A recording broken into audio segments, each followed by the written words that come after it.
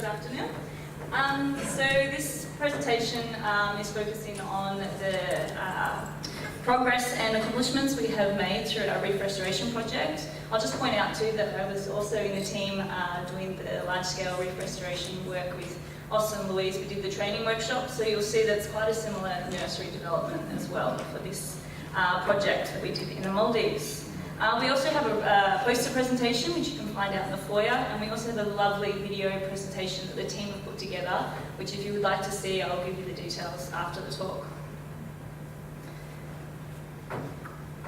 Okay, so as we probably all sort of know, a lot of the coral reef restoration work started out in the 1966, although, as Austin has pointed out as well, a lot of work hasn't been published. So this is most of the stuff that I've found that have been published. And I'd also like to point out that on Monday I found out that a lot of the traditional owners of Australia were already growing corals back in the 1940s, which I found was an interesting fact. Back in the 1960s, coral restoration started by sort of grabbing whole coral colonies and moving them from a healthy site to a degraded or denuded site. So it was tried at a small-scale approach.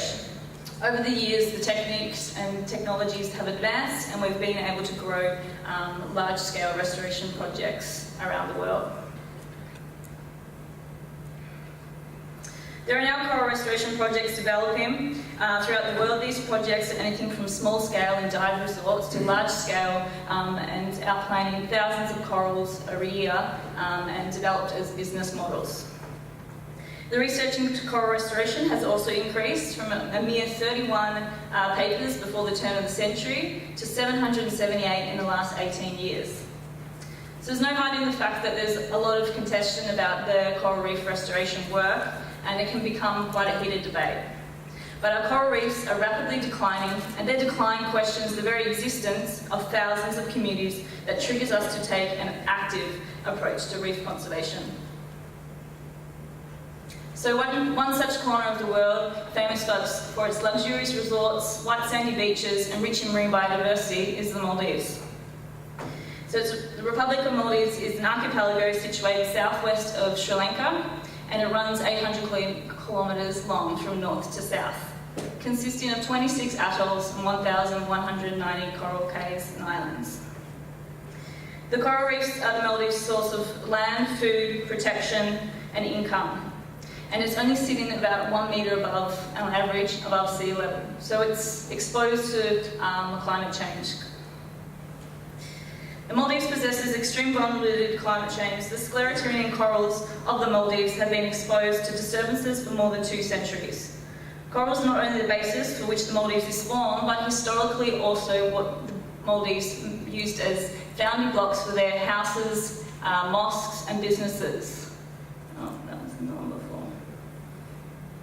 So as you can see the picture at the very end, that's some of their houses where they were used to farm the corals and physically make their houses from coral. So the exploitation of the reefs was not limited to coral mining, but began on advancements and expansion of land reclamation practices, harbour construction, and resort island development. Subsequent to the first coral bleaching event in the Maldives in 1988, sparked the apprehensiveness for the future of the reefs. Since then, the Maldives has been exposed to another major coral bleaching event. And as a result, tourist resorts have responded with numerous techniques to rejuvenate their house reef. So Bella Private Island is situated in Nunu Atoll, which is north of the capital of Male. You can see it's in the yellow there. And they wanted to rejuvenate their house reef post the 2016 bleaching, as well as their island resort construction.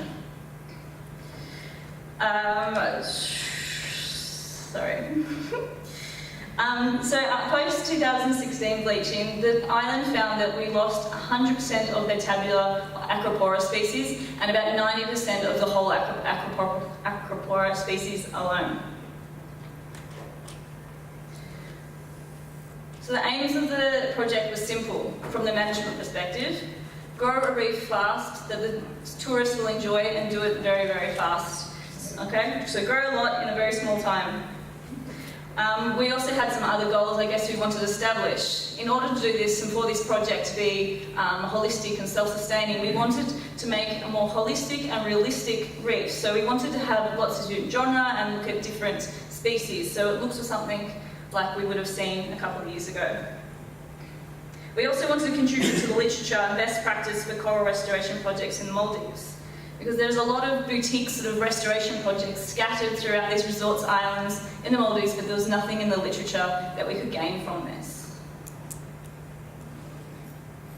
So the timeline of the project, so at the first point we have a coral nursery construction, then we'll go out and get our coral fragments, then there's a nursery phase where the corals are in again, sort of like a 5-star luxuries, best conditions for the corals for 12 months. During this time, we monitor them for health, bleaching, survival, and so forth, and then we transplant them out onto the reef after there being a minimum time, about 12 months within their nurseries. Oh, this might take time because it's a video. Okay, so we have 2 types of nurseries. We call it the rope nursery and the net nursery. So the top diagram is the rope nursery. It's about 20 metres long by 6 metres wide. It's anchored at 30 metres at the bottom of the reef floor on a sandy patch, and then it's floating at about 8 metres. The net nursery is also anchored at the same area and floated at the same height, but it's constructed of a netting material. The rope nursery is for the branching genera, and then the net nursery was for all the other life growth forms.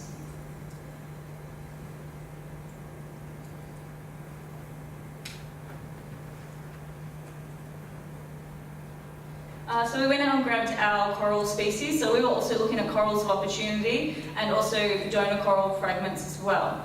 You have to remember that this was post-2016 bleaching, so we were working with what we had on hand. All right?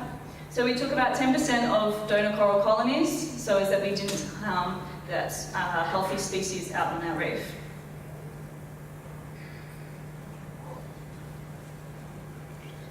So in the end, we have a total of 4 nurseries. The rope has between 2,500 to 3,500 coral fragments, and the net nursery about 500 fragments. So this is just a picture of what they sort of look like in the Diplostria here, and then a lot of over there on the right. So after stocking the nurseries, we had 8,713 of fragments in our rope nursery, covering 5 genera and 11 species, and our net nursery 476 with 31 genera of 54 species, so a total of 9,189. And what you'll draw your attention is that there's a lot more biodiversity in the net nursery than there is our rope nursery, and that's just because after the bleaching event there was a lot more diversity in the sort of encrusting corals and massive corals than there was in our branching species throughout the Maldives.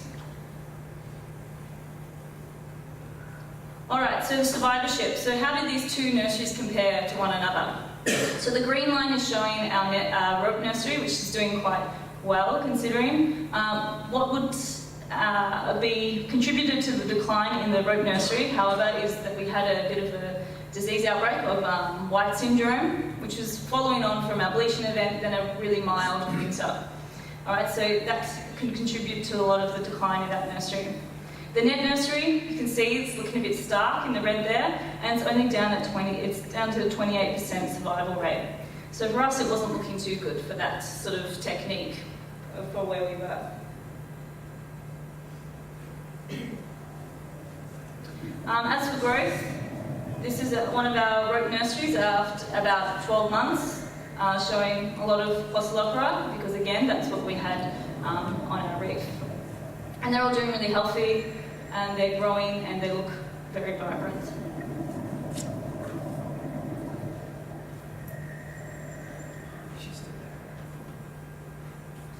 Just stop there. Okay, so for growth, we have the net nursery on the left and our rope nursery on the right. And you can see at time point 0, so that's when we first put them in. The net nursery has a cable tie over it, and you can see at time 4 the tissue of the coral has grown over that. But you see there's not much extension around that. as some of the others have already pointed out during the microfragmentation, that if you have a larger piece of coral, it's growing much slower than if you're microfragmenting.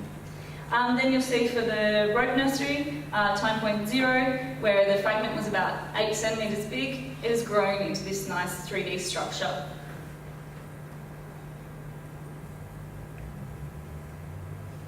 Okay, so EVI, so we measured the corals on what we call EVI, so ecological volume increase. So we're looking at the height, width and length to have a more 3D structure of how the coral was growing rather than just linear. So you see again here the Fossilopora for the rope nurseries are number 1 and number 3, and the net nursery is the one in the middle. And these are just the ones that we sort of pulled to examine for the growth over time. So you can see the Fossilopora have also taken off, and as that's been also said earlier as well. Whereas the other species, the Acropora, Heliopora varieties, sort of spanned out, or in some cases actually died. So our Acropora didn't do so well in our rope nursery, unfortunately.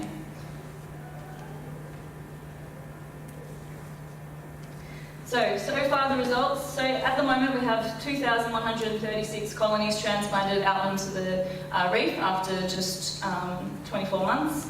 And the majority of this is Fossilopora, as I had said earlier. We have 4 genera that we're monitoring, and a 95.5% survival rate out on the reef at the moment. So we're pretty happy with that section. So this is just a visual diagram, so our plot, which literally had no corals left in it, and then time point 2, where we've transplanted, then we've transplanted and the corals are there, and then further on we have the corals looking nice and healthy on the reef. And again, yeah, they will grow over that cement within a couple of weeks. So the growth of the transplants, at this stage they've been growing quite steadily as opposed to when they were out in the nursery. I think they're acclimating still to the new site where they are. And they also have a bit of invasion of the parrotfish, having a little bit of nibble here and there. So you can see that in the picture there, where the sim top's been taken off and the coral has grown back. I've also got along here the health status, so we're monitoring between 1 to 6, so 6 being dead and 1 being perfectly healthy, and in increments about 25% of live coral coverage. So you'll see a lot of them are in the healthy range, with only about 4% in the dead or necrotic range. Okay. Alright, so what have we learned from this? So we were able to implement the large-scale mid-water nursery in the Maldives, the first of its kind.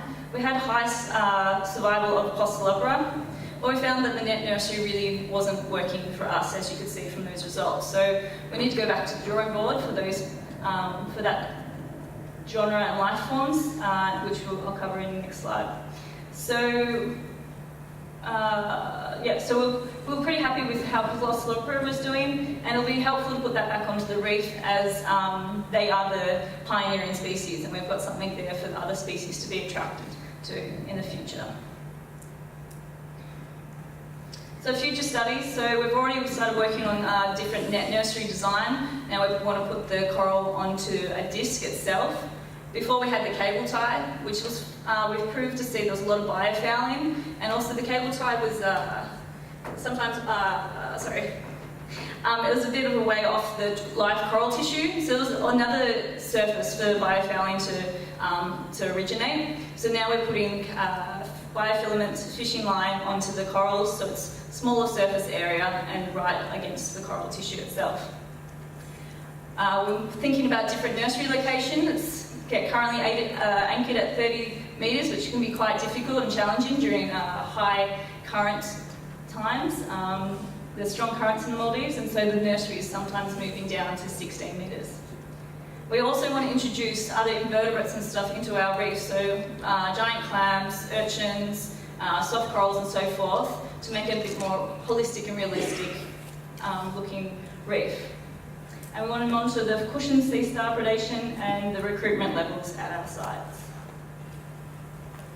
So that's it. I just want to say thank you to everyone. It's been it's a lot of hard work putting all those corals and looking after them, and we've learned a lot along the way, and we've learned a lot from all the other people here, the big giants. So we'll take that back to the drawing board and improve our project years to come. Thank you.